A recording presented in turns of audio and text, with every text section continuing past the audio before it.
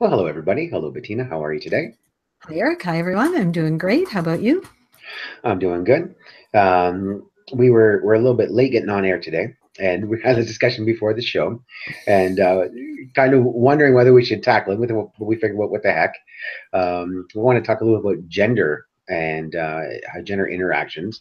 It's a little bit of a current event. If you're going to watch this now, you'll definitely know what we're talking about. Or if you watch it in the future, it's we're going through this kind of reckoning or this tipping point in society of men abusing power and how it relates to their sexual gratification and the way that they feel they can act in a public setting, and how women feel and how women have had to take this for a really long time, and they feel uncomfortable to share um, their experiences and to call things out that because language is so murky. But the intent is there, but perhaps the language isn't there to convict, and the proof isn't there, and it just becomes a really muddy situation. So it's really good that it's becoming part of the public discourse now, because abuse of power is something that we need to look at ourselves about, coming from men. And you had posted a video on your Facebook this week, and I'll let you talk about it because you know who it's from, and I've seen it, but I forget his name. Justin. Is it Justin? Crap. we'll So post much it. for that. Okay. Well, for anybody who watches Jane the Virgin, he plays Raphael on Jane the Virgin. So, and actually, the roles he talked about in the video, the roles that he's played as an actor in the past, which I thought was kind of comical, but it was, always with his shirt off and always being some very, very testosterone strong type of male character. And how, I thought that was really interesting because the the role he plays in Jane the Virgin started off that way and has gradually become much more of a, I don't want to say softer character because I think men would get the wrong idea from that word. And I think that's part of the problem in the first place is that any kind of softer or more feminine attributes are looked upon as weak by men. And I say by men, and I'm generalizing, yes, because I know there are men out there who do not have these same types. Clearly, this particular gentleman doesn't, and he said it so eloquently, and I could probably never say it as eloquently as him. But it was interesting because 3 years ago, I was just saying to Eric, 3 years ago, I wrote a small handbook for men. And as I listened to I think his name's Justin. I'm sorry if it's not. I'm sorry if I got this wrong. But as I listened to him speak, I thought, this is everything that I put in my book. And I just found that really interesting is that from this woman, me being me, from my perspective, and thinking, well, I kind of doubted myself when I wrote it. And to be honest, it's sitting on my desk here and has not gone anywhere. But I kind of doubted myself because, after all, I am a woman and I am actually putting out there from a woman's perspective what I think the ideal man is and what men need in order for this evolution to take place and the end of the power struggle. And I thought his way of explaining it was amazing. He said it doesn't, to take on more feminine based characteristics, as in vulnerability, it doesn't mean you're less of a man. It means that you can use those male characteristics or attributes to become more of a man and more authentic in that maleness, I guess. to be more loving and kind and live from your heart and not from your head or from your hormones or, you know, in the patterns that you have learned as you have grown up with strong male role models, but maybe the approach is wrong. So to share your vulnerability, to be able to talk to your male friends about what's going on with you in a much deeper sense than, you know, if you're struggling with your marriage or in your job or your career, and you're feeling very vulnerable about that, why can't you turn to your male friends and speak to them about it?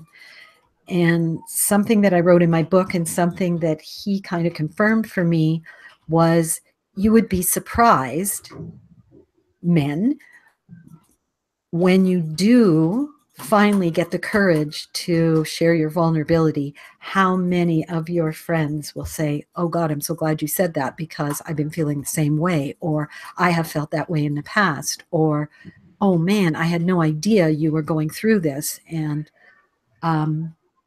that support would be there. It wouldn't be that fear of being sort of called out as a sissy because you are talking about something that you're really struggling with. And it was interesting because he was talking about, and I think it was his Twitter feed, I'm not sure, but he was talking about how he posted something on his Twitter feed about how much he loved his wife. And this woman, I guess, tagged her boyfriend, who then responded on the Twitter page with, stop sending me all this gay stuff. I'm not really interested. So he, Justin, if that's his name, I'm stupid not knowing his name. I'm terrible. My memory is not the best. Anyway, he replied to the guy and he said, you know, I noticed you said you didn't want to see any more of this gay stuff, and I'm just curious and I want to learn. So please tell me why you think it's, you know, why you feel that way about it. And he got an answer from the guy, and he was totally expecting the guy to, you know, take him down and rip him to shreds. And what happened was the guy actually said how much he loved his girlfriend and how he wanted to propose to her and how, you know, he wanted to be able to be that way with her and blah, blah, blah, blah, blah. And so they opened this dialogue, which I thought was amazing. And then not too long after that, the guy sent him a picture of him proposing, down on one knee, proposing to his girlfriend. And he sent him a message saying thanks. So it's those kind of things that facilitate change in the world. Not the power struggle, not women trying to be more aggressive because they feel that in order to fight men and gain power, they have to be like men. No, it's about everybody embracing that vulnerability and everybody sharing, having the courage to share that vulnerability and reaching that beautiful balance between the male energy and the female energy, and being able to blend them and be one or the other in any given time. And God damn, I wrote it. Where the heck is it? I wrote something about that in my book about energy and how it's about the balancing and that it's not even a balancing of power. It's a balancing of those energies. And, you know, sometimes a woman has to have a little bit more male energy, and sometimes a man has to have a little bit more feminine energy. And when I'm talking about, I'll never find it in the book now, but when I'm talking about feminine energy and masculine energy, I'm talking about things like male energy is a little bit more assertive and aggressive, like being protective or having a voice or you know, geez, I can't even come up with them now. All those energies that are more giving than, here they are, comes up when you need it. So strength, courage, protection, having a voice, giving, that inner power, action, assertiveness, those are the types of masculine energy. And then feminine energy is compassion, wisdom, listening, grace, vulnerability, nurturing, receiving, stillness. They really don't have, you wouldn't say having compassion is girly.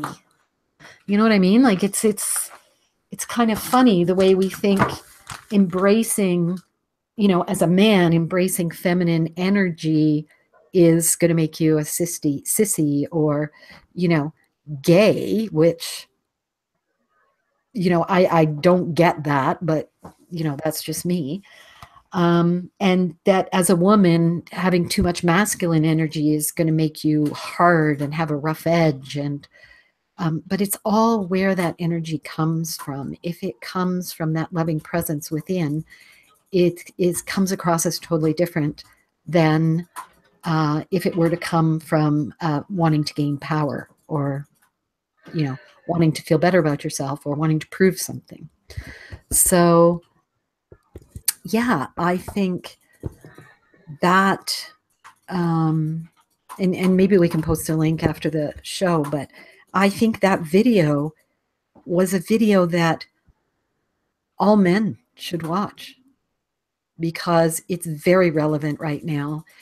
And I think it's something that women need to see, that they don't have to be threatening in order to feel equality with a man. And that if men can just learn to be more authentic in sharing of themselves and be more receptive to the women in their lives when they are speaking their truth or sharing their struggles or whatever it is. And, it's a very typical thing for a man to want to do when their partner is sharing their struggles, is to fix it. Because that's what they do, right? You got a problem, you fix it. But that's not always necessarily what we need. As women, sometimes we just need to be heard and acknowledged and say, wow, I'm really sorry you're feeling that way. And I really understand. And, what can I do? How can I help you? How can I make it better? Help you to make it better for yourself. So, yeah. And, I feel very lucky as a woman to have a man like that in my life and to be able to have that kind of relationship that's very well balanced as far as that giving and receiving and sharing and support in all, right across the board, from physical to emotional to financial to, psychological, all that stuff. I would have to say that that's probably what a lot of women really, really would like to have in their lives. And I think there's a lot of men who are hiding behind masks that really struggle because they cannot be themselves. And that was really long. So, but it's such a huge topic, and I have so much to say about it. Clearly, it's just the tip of the iceberg. It really is. It's a massive topic, and it's one that I think needs to be written and discussed more. I think if there's ever a time for it, I think now is a great time in Western society to talk about how we can be more authentically male, be more authentically female, and understand and not fear those things that we're not primarily. I think something that you said that was really interesting was being called a sissy, and how he went on. He wanted to talk about something that he was struggling with, and he worried about telling his guy friends. And something from being a male and being in those conversations before is that if men are engaged with one another, you're not going to get called a sissy for something that you're struggling with. In fact, most men will take it as like an honor that you've shared this challenge that you're having, and asking like, what do you guys think I should do about this? We love that. We love being asked because, like you say, when a girl says I'm having this issue, you don't want us to solve it. You want us to listen and be compassionate and acknowledge and validate the feelings that are going into the situation. Whereas if men ask it, well, then we love to get together in a group of 4 people and try to solve the problem. I mean, that's tremendously bonding.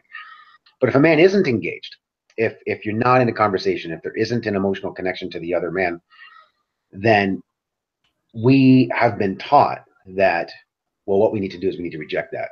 That's being a sissy. That guy's being weak. That guy's being gay, as the example was, and we chastise it, and in effect, we support this idea that anything that isn't the most alpha male response to something, which we're all human, we all can't have at all times, is somehow we need to reject that.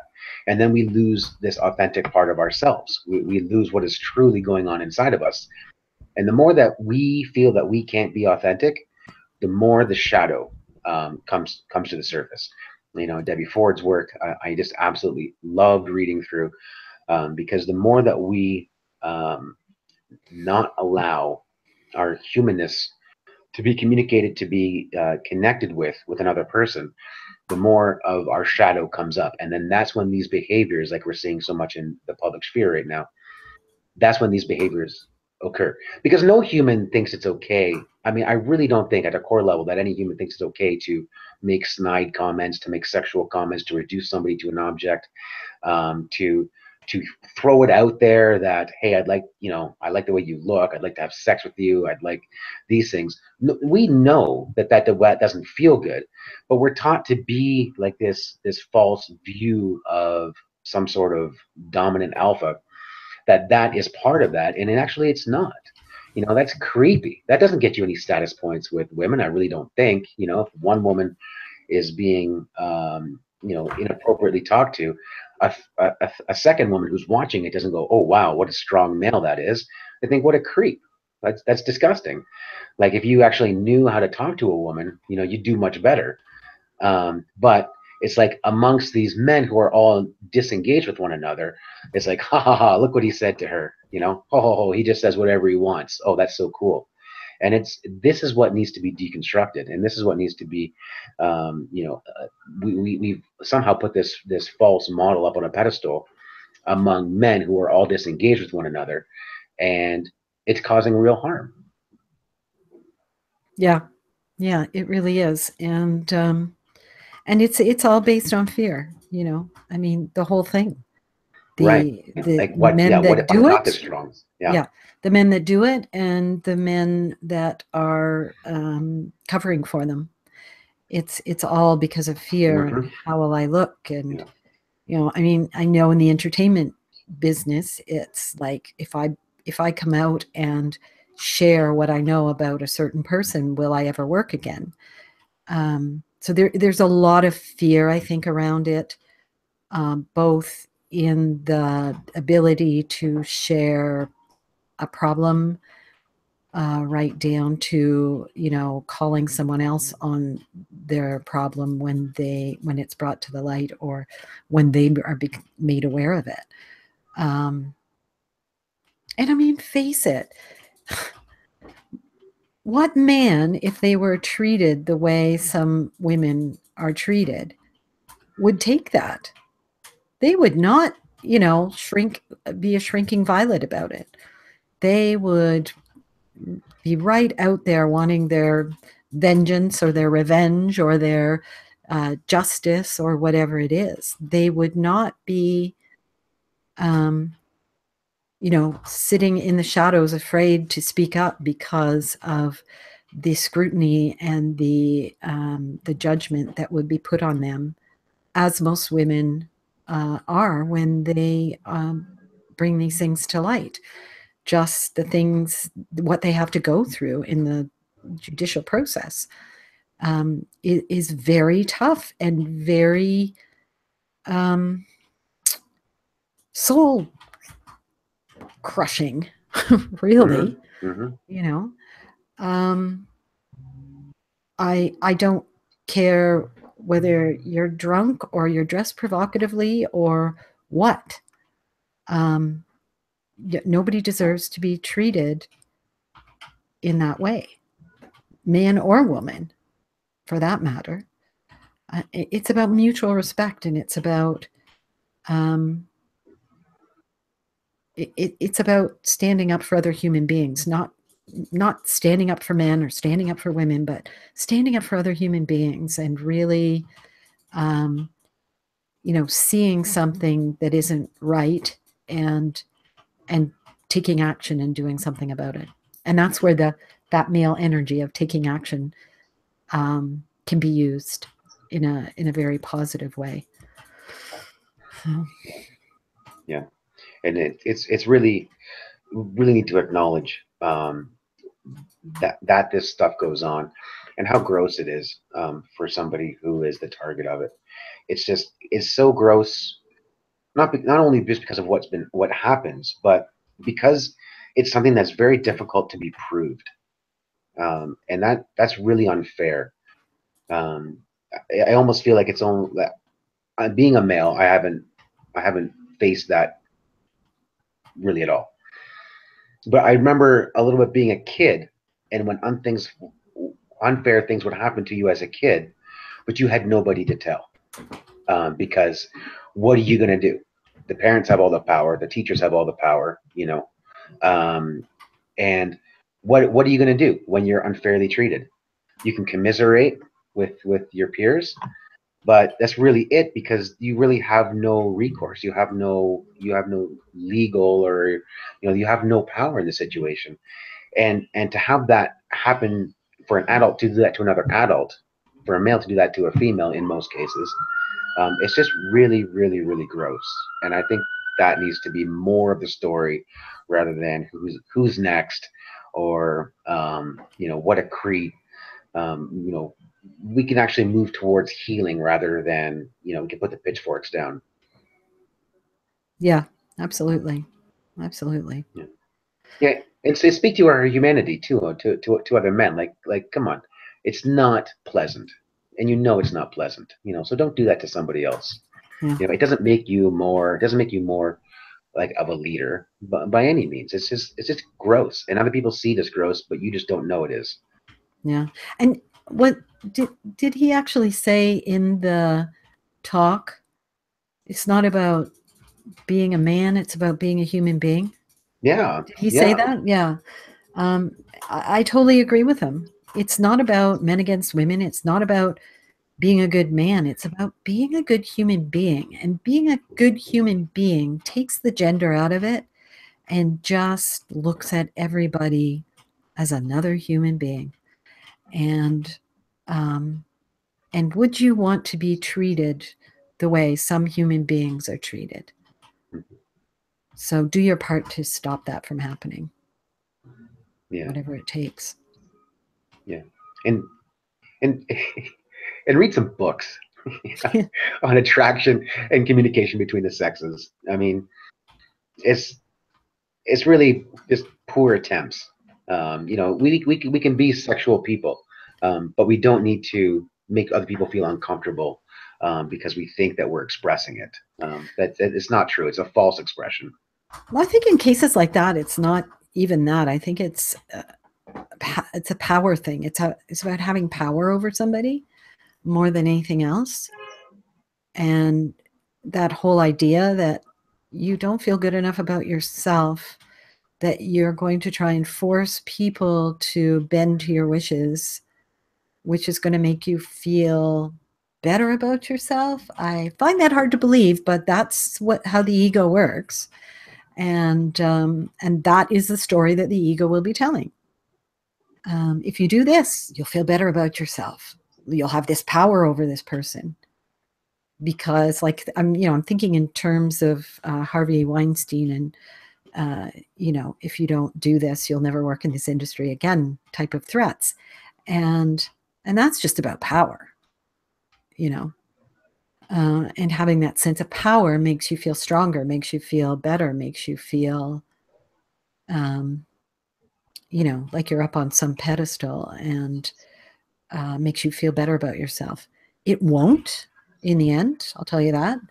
But the ego thinks that it will. And that's what the ego promises. You'll feel better if you do this. You'll feel better once you say this or do this or get this or have this. And no matter how many times we find out the truth is no, we still listen. We still listen to that ego because it's the promise of something to come that is the attraction. It's not the actual arrival of whatever it is. It's not the actual gratification. It's the promise of that is the attraction. Mm-hmm. Yeah. Yeah, there's no filling it up, and yeah, it is about power. Look how powerful I am that I can get these people to do this. Power and sex, though, they do go hand in hand a lot. Mm-hmm. But we've gone past our time, and Yeah. it's a massive topic, and I hope we've illuminated just a little slice of it. And the more that we talk about it, the better, because it's a conversation that needs to be had, and it's a conversation that doesn't get had anywhere. Except in very small circles and usually as in reaction to something. And I think if we can have more constructive conversations regarding, how society is set up, where men do have more power than women in most situations, how we can recreate that system anew, how we can stop abusing that power, how we can work together, and how we can move forward. These are all conversations that, we, society, don't move forward unless we're all having these talks. Yeah. Absolutely. How would you feel about finishing us off with a meditation to send us off into our week? I certainly can. Good. All right, let's close our eyes and take a deep breath and breathe into that central core of who we really are, that loving presence, that at the center of our being is who we truly are. It has no gender. It has no age. There is no time or space. There is only this holy instant.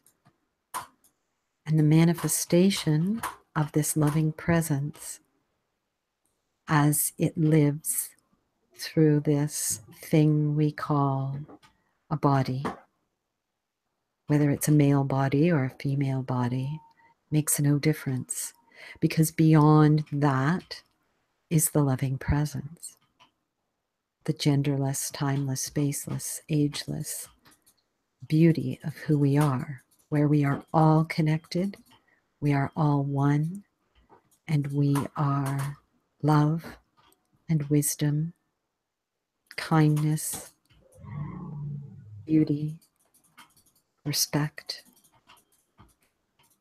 everything that we wish for, everything that we think in this body run by the ego we don't have, is present when we go to the level of loving presence. When we set aside that loud, noisy,